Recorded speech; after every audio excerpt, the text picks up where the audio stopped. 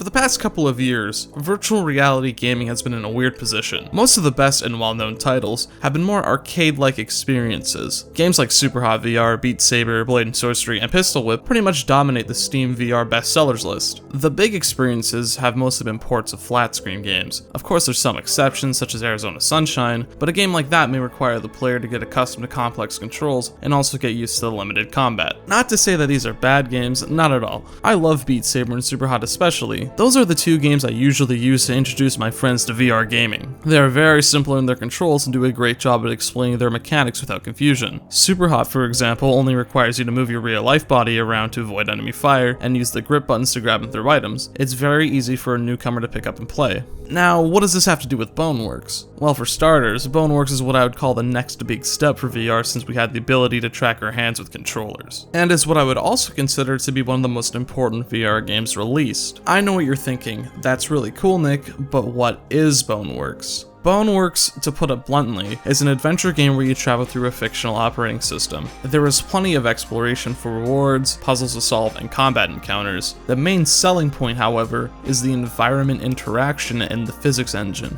Everything, and I mean everything, is driven by physics. The way you move, the way enemies move, weapon handling, climbing, and everything else was created with the goal of being as realistic as possible, with a few exaggerations. If it looks light enough for you to pick up, chances are you can. Because of the physics system, different items weigh more or less. Trying to pick up a sledgehammer and use it as a weapon is much more difficult because you have to consider how much slower it would be to wield. You don't even have to use a melee weapon if you want to. Anything you pick up could be used as a weapon, you just have to swing it hard enough. There is no wrong answer in Boneworks. There is so much you can experiment with to find different solutions to problems. Early in the game, there was a turret blocking my way. It would lock on and fire when I got into its line of sight. I grabbed a trash bin lid and tried to use it as a makeshift shield for when it would fire at me, and to my surprise, it worked. The game didn't tell me I could do that, it was something I figured out on my own. This also applies to the puzzles. All the pieces are laid out in front of you, and it's up to you to think of a solution. One of the overlooked aspects of a VR game is how to design good controls. Virtual reality gaming should be as accessible as possible, and having complex controls will only put up more barriers between the player and the game. Boneworks, even with all the interaction and depth there is to gameplay, still manages to keep the controls simple. Everything in the game revolves around you pressing the grip button on your controllers to interact with an object. All of your inventory is stored on your body. In the tutorial, the game shows you where all the body slots are located. 2 over your shoulders, 1 in holsters under each arm, and 1 on the back of your belt. That means if you want to select an item in your inventory, you just need to reach over and pull it out yourself. It's a small thing, but it really helps immerse you into the game. This trend of trying to use as little extra buttons as possible even translates into the reloading. To reload in Boneworks, all you have to do is pull out a new magazine from your belt, tap it against the weapon, it ejects the old magazine so you can replace it with a new one. Boneworks as an engine is one of the most technically impressive things I've experienced in VR, but when looking at Boneworks as a video game, that's when I have some issues with it.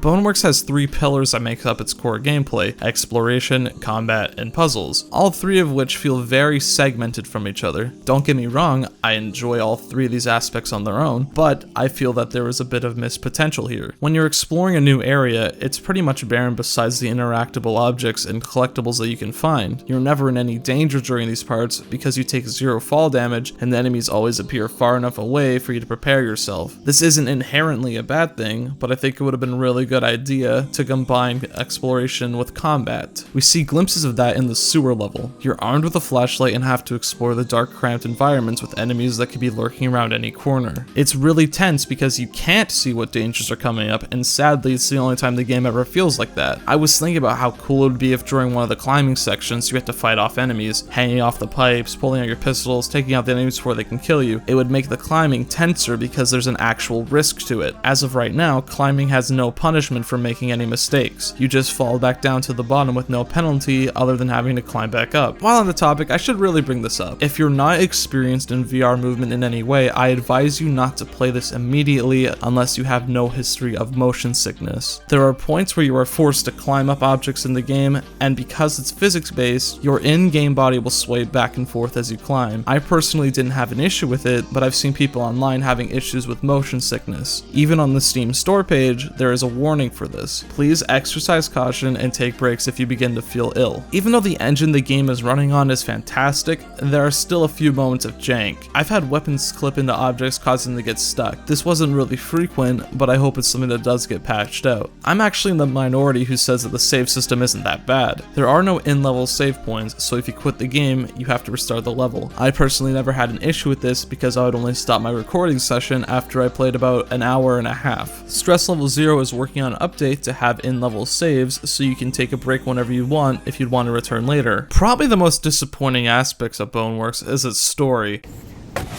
In all the promotional material and the demo videos, the game was hyped up to have a mysterious story. Even if I were able to spoil the story, which I won't because the game is still new, I don't think I'd be able to tell you much of a concrete plot. There just isn't enough there to really get interested in. There are Easter eggs hidden around the levels hinting at a much bigger story than we actually do get to see. I feel as though the plot was integrated last minute without any real thought. There are monitors where characters in the real world contact you to give you updates about what's going on, but I don't see much of a story being presented. I guess it's more of a preference thing, but I'm not a fan of stories where you, the player, have to interpret vague imagery as a narrative. I'd much rather have a clear story with side events and discoveries to enhance the experience. It's a real shame because the world of MythOS has really cool designs and locations, but you never get to learn anything about it. Boneworks is certainly worth your time and money. It is what I consider to be the best demonstration of what VR is capable of, and is more than just a tech demo. Even when you finish the main story, there still is a wave-based arena mode that you can mess around with, as well as a sandbox to experiment with the physics to your heart's content. Despite all my praises to Boneworks, I still believe that this won't be the first VR game I show to people because of how intense it actually is. You need a lot of VR experience in order to handle the locomotion the game makes you go through. It's still a fantastic VR game for those who are used to playing games in virtual reality. We need more games in VR that emphasize the interaction portion of the medium if it is to take off. Hopefully, Boneworks will lead the charge and more games in that style will become more and more common. Hey, thanks for watching. If you enjoyed what you saw, please like and subscribe. If you like the sound of my voice, I still got a couple more videos for you to check out, and they'll be on screen right now. I'd also like to give a special thanks to my friend Aqua, or Nolan, for making the thumbnail for this video, and I also made a small cameo in his video about the Ultimate Spider-Man video game, which you should also check out. There may be a small gap between my next upload because the next project I'm working on is actually a very big one, and I'm gonna need a lot of time to work on it. Once again, thank you for watching, and take care.